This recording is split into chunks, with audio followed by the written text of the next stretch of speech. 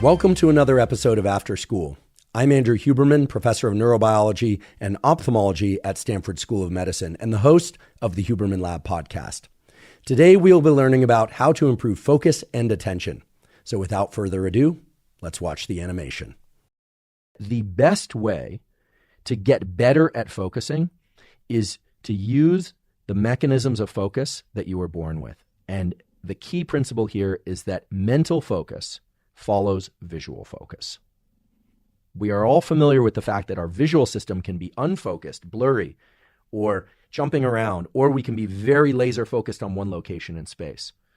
What's interesting and vitally important to understanding how to access neuroplasticity is that you can use your visual focus and you can increase your visual focus as a way of increasing your mental focus abilities more broadly. So I'm going to explain how to do that. Plasticity starts with alertness. That alertness can come from a sense of love, a sense of joy, a sense of fear, doesn't matter. There are pharmacologic ways to access alertness too. The most common one is, of course, caffeine, which, if you watch the sleep episodes, you know reduces this molecule that makes us sleepy called adenosine. Caffeine can be a relatively safe way to increase epinephrine. Now, many people are now also using Adderall. Adderall chemically looks a lot like amphetamine, and basically it is amphetamine.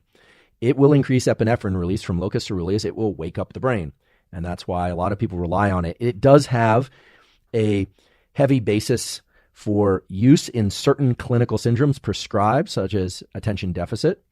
However, it also has a high probability of abuse, especially in those who are not prescribed it.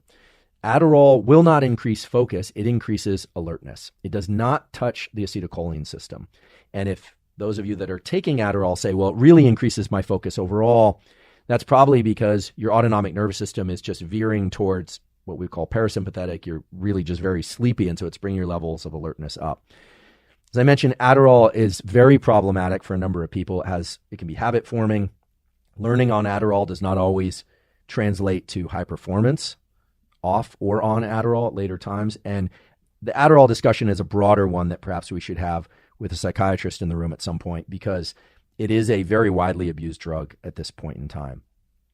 The acetylcholine system and the focus that it brings is available, as I mentioned, through pharmacology, but also through these behavioral practices. And the behavioral practices that are anchored in visual focus are going to be the ones that are going to allow you to develop great depth and duration of focus. So let's think about visual focus for a second. When we focus on something visually, we have two options. We can either look at a very small region of space with a lot of detail and a lot of precision, or we can dilate our gaze and we can see big pieces of visual space with very little detail. It's a trade-off. We can't look at everything at high resolution. This is why we have the pupil more or less relates to the fovea of the eye, which is the area in which we have the most receptors, the highest density of receptors that perceive light. And so our acuity is much better in the center of our visual field than in our periphery. It's a simple experiment you can do right now. If you're listening to this, you can still do it. You can hold your hands out in front of you, provided that you're sighted. You should be able to see how many fingers you have in front of you. For me, it's 5. Still got all 5 fingers, amazingly enough. If I move my hand off to the side, and I can't see them with precision, but as I move them back into the center of my visual field, I can see them with precision. And that's because the density, the number of pixels in the center of my visual field is much higher than it is in the periphery. When we focus our eyes, we do a couple things. First of all, we tend to do that in the center of our visual field, and our two eyes tend to align in what's called a vergence eye movement towards a common point. The other thing that happens is the lens of our eye moves so that our brain now no longer sees the entire visual world, but is seeing a small cone of visual imagery. That small cone of visual imagery, or soda straw view of the world, has much higher acuity, higher resolution than if I were to look at everything. Now you say, of course, this makes perfect sense, but that's about visual attention, not mental attention. Well, it turns out that focus in the brain is anchored to our visual system. I'll talk about blind people in a moment, but assuming that somebody is sighted, the key is to learn how to focus better visually if you want to bring about higher levels of cognitive or mental focus, even if you're engaged in a physical task. Now, there's a remarkable phenomenon in animals where animals that have their eyes on the side of their head are scanning the entire visual environment all the time. They're not focused on anything. Think your grazing animals, your cows, your sheep, your birds, etc. But think about a bird picking up seeds on the beach or on concrete. That bird's head is up here. It's up about a foot off the ground, or if it's a small bird, about 6 inches off the ground. And its eyes are on the side of its head, and yet it has this tiny beak that can quickly pick up these little seeds off the ground with immense precision.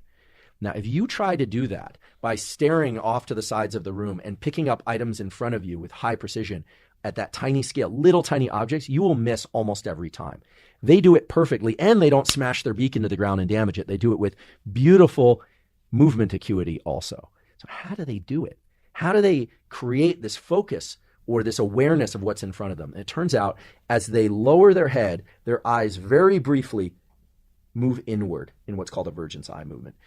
Now, their eyes can't actually translocate in their head. They're fixed in the skull, just like yours and mine are. But when we move our eyes slightly inward, basically shortening or making the interpupillary distance, as it's called, smaller, two things happen. Not only do we develop a smaller visual window into the world, but we activate a set of neurons in our brainstem that trigger the release of both norepinephrine, epinephrine, and acetylcholine. Norepinephrine is kind of similar to epinephrine. So in other words, when our eyes are relaxed in our head, when we're just kind of looking at our entire visual environment, moving our head around, moving through space, we're in optic flow, things moving past us, or we're sitting still, we're looking broadly at our space, we're relaxed. When our eyes move slightly inward toward a particular visual target, our visual world shrinks, our level of visual focus goes up, and we know that this relates to the release of acetylcholine and epinephrine at the relevant sites in the brain for plasticity. Now, what this means is that if you have a hard time focusing your mind for sake of reading or for listening, you need to practice, and you can practice, focusing your visual system. Now, this works best if you practice focusing your visual system at the precise distance from the work that you intend to do for sake of plasticity. So how would this look in the real world? Let's say I am trying to concentrate on something related to, science. I'm reading a science paper and I'm having a hard time. It's not absorbing. I might think that I'm only looking at the paper that I'm reading. I'm only looking at my screen, but actually my eyes are probably darting around a bit. Experiments have been done on this. Or I'm gathering information from too many sources in the visual environment. Now, presumably because it's me, I've already had my coffee, I'm hydrated, I'm well rested, I slept well, and I still experience these challenges in focusing.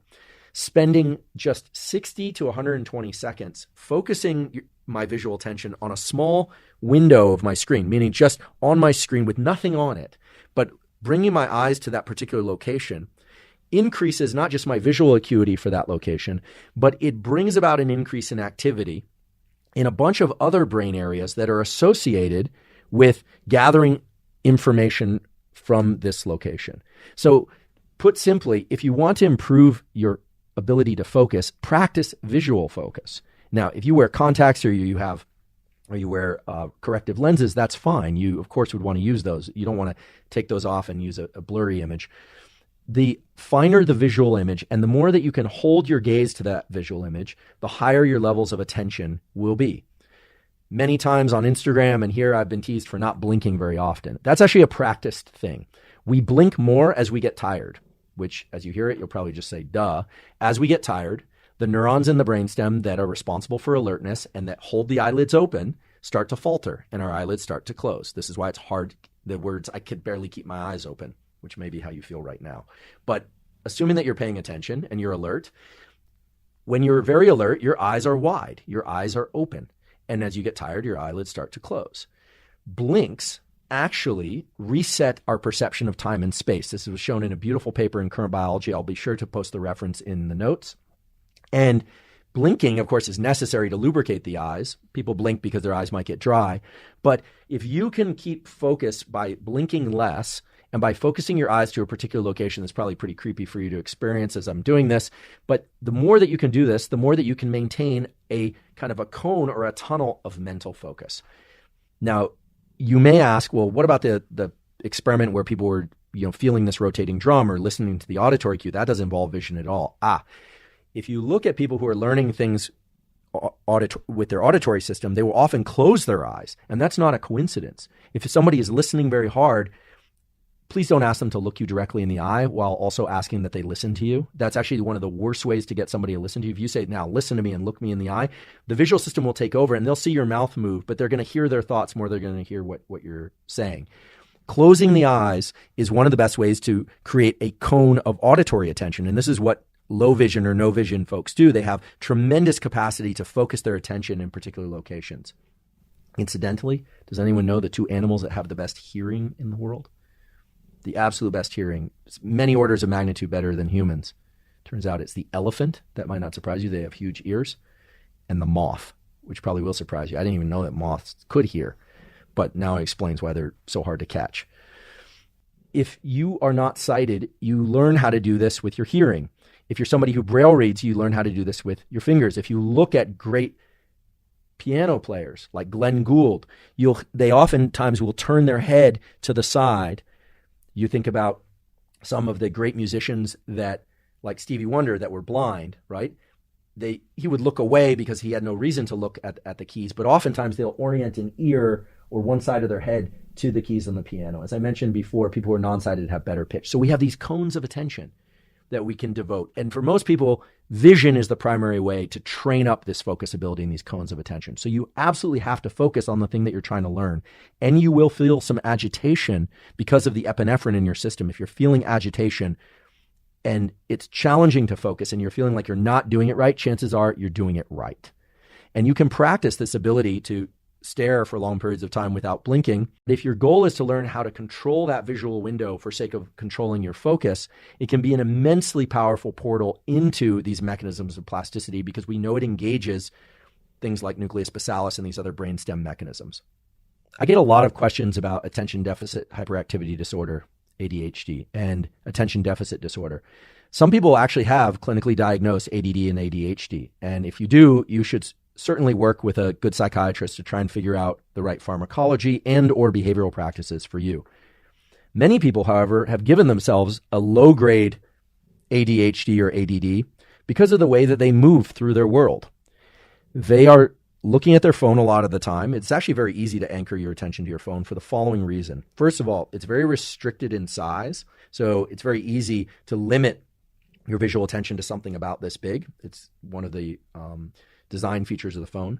The other is that just as you've probably heard a picture is worth 1,000 words, well, a movie is worth 10,000 pictures. Anytime we're looking at things that have motion, visual motion, our attentional system will naturally gravitate towards them, towards those movies. It's actually much harder to read words on a page than it used to be for many people, because we're used to seeing things spelled out for us in YouTube videos or videos where things move and are very dramatic. It is true that the more that we look at those motion stimuli, the more that we're seeing movies of things and things that are very dramatic and very intense, the worse we're getting at attending to things like text on a page or to listening to something like a podcast and extracting the information. If you think about the areas of life that dictate whether or not we become successful, independent, healthy individuals, most of those involve the kind of boring practices of digesting information on a page. Boring because it's not as exciting in the moment, perhaps, as watching a movie or something being spoon-fed to us. But the more attention that we can put to something, even if it's fleeting and we feel like we're only getting little bits and pieces, shards of the information as opposed to the entire thing, that has a much more powerful effect in engaging this cholinergic system for plasticity than does, for instance, watching a movie. And that's because when we watch a movie, the entire thing can be great. It can be awesome. It can be this overriding experience. But I think for all those experiences, if you're somebody who's interested in building your brain and expanding your brain and getting better at various things, feeling better, doing better, etc., one has to ask, how much of my neurochemical resources am I devoting to the passive experience of letting something just kind of overwhelm me and excite me versus something that I'm really trying to learn and take away? And now there's another, I enjoy movie content and TV content all the time. I scroll Instagram often, but we are limited in the extent to which we can grab a hold of these acetylcholine release mechanisms or epinephrine. And I think that we need to be careful that we don't devote all our acetylcholine and epinephrine, all our dopamine for that matter, to these passive experiences of things that are not going to enrich us and better us. So that's a little bit of an editorial on my part, but The phone is rich with movies. It's rich with information. The real question is the information rich for us in ways that grow us and cultivate smarter, more emotionally, emotionally evolved or people, or is it creating, what's it doing for our physical well-being for that matter? So I don't want to tell people what to do or not to do, but think carefully about how often you're focusing on something and how good you are or poor you are at focusing on something that's challenging. So once you get this epinephrine, this alertness, you get the acetylcholine released and you can focus your attention, then the question is for how long? And in an earlier podcast, I talked about these ultradian cycles that last about 90 minutes. The typical learning bout should be about 90 minutes. That learning bout will no doubt include 5 to 10 minutes of warm-up period. I think everyone should give themselves permission to not be fully focused in the early part of that bout, but that in the middle of that bout, for the middle hour or so, you should be able to maintain focus for about an hour or so. So that, for me, means eliminating distractions. That means turning off the Wi-Fi. I put my phone in the other room. If I find myself reflexively getting up to get the phone, I will take the phone and lock it in the car outside. If I find myself going to get it anyway, I am guilty of giving away the phone for a period of time, or even things more dramatic. I've thrown it up on my roof before, so I can't get to it till the end of the day. That thing is pretty compelling, and we come up with all sorts of reasons why we need it to be in contact with it. But I encourage you to try experiencing what it is to be completely immersed in an activity where you feel the agitation that your attention is drifting, but you continually bring it back. And that's an important point, which is that attention drifts, but we have to re-anchor it. We have to keep grabbing it back. And the way to do that, if you're sighted, is with your eyes. That as your attention drifts and you look away, you want to try and literally maintain visual focus on the thing that you're trying to learn. Feel free to blink, of course, but you can greatly increase your powers of focus and the rates of learning. If you want to learn as an adult, you have to be alert. It might seem so obvious, but I think a lot of people don't think about when in their 24-hour cycle they're most alert. Just ask yourself, when during the day do you typically tend to be most alert? That will afford you an advantage in learning specific things during that period of time. So don't give up that period of time for things that are meaningless, useless, or not aligned with your goals. That would be a terrible time to get into passive observance or just letting your time get soaked away by something. That is a valuable asset. That epinephrine released from your brainstem is going to occur more readily at particular phases of your 24-hour cycle than others. During the waking phase, of course. You should know when those are. And then you could start to think about the behavioral practices, maybe the pharmacologic practices like caffeine, hydration, et cetera, that will support heightened levels of alertness. Attention is something that can be learned, and attention is critical for creating that condition where whatever it is that you are engaging in will modify your brain in a way that you won't have to spend so much attention on it going forward. That's the essence of plasticity, that things will eventually become reflexive. The language that you're learning, the motor movement, the cognitive skill, the ability to suppress an emotional response or to engage in an emotional response, depending on what your goals are and what's appropriate for you. You should also ask yourself whether or not you're trying to focus too much for too long during the day. I know some very high-performing individuals, very high-performing in a variety of contexts, and none of them are focused all day long. Many of them take walks down the hallway, sometimes mumbling to themselves or not paying attention to anything else. They go for bike rides, they take walks. They are not trying to engage their mind at maximum focus all the time. Very few people do that, because we learn best in these 90-minute bouts inside of one of these ultradian cycles. And I should repeat again that within that 90-minute cycle, you should not expect yourself to focus for the entire period of one 90-minute cycle. The beginning and end are going to be a little bit flickering in and out of focus. How do you know when one of these 90-minute cycles is starting? Well, typically when you wake up is the beginning of the first 90-minute cycle, but it's not down to the minute. You'll be able to tap into your sense of these 90-minute cycles as you start to engage in these learning practices, should you choose. And then, of course, getting some non-sleep deep rest or just deliberate disengagement, such as walking or running or just sitting, eyes closed or eyes open, kind of mindlessly, it might seem, in a chair, just letting your thoughts move around after a learning bout will accelerate the rate of plasticity. That's been shown in quality peer-reviewed studies. Thank you for joining for this special episode of After School.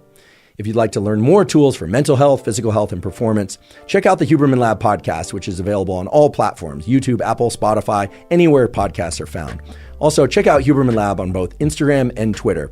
There I cover science and science-based tools, some of which overlaps with the content of the Huberman Lab podcast, but much of which is distinct from the content of the Huberman Lab podcast. We are also hubermanlab.com. That's our website, and there you can find links to all of our social media and all of our podcast episodes.